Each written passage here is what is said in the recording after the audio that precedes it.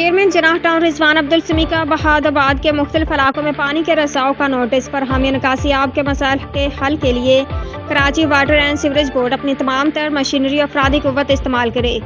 Chairman جناح town پانی کے رساؤ سے قیمتی پانی ضائع اور سیوریج لائنوں میں رساؤ سے گندگی میں اضافہ ہو رہا ہے۔ رضوان عبدالسمیع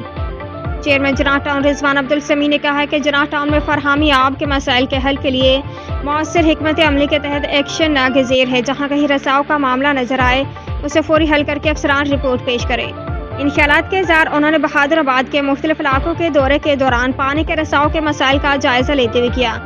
جناح ٹاؤن کے مختلف علاقہ مکینوں کی جانب سے پانی اور بالخصوص سیوریج لائنوں میں رساؤ کی شکایات کی جا رہی تھی، جس کا فوری نوٹس لیتے ہوئے چیئرمین رضوان عبدالسمیع نے واٹر اینڈ سیوریج کارپوریشن کو ہدایات دیتے ہوئے کہا ہے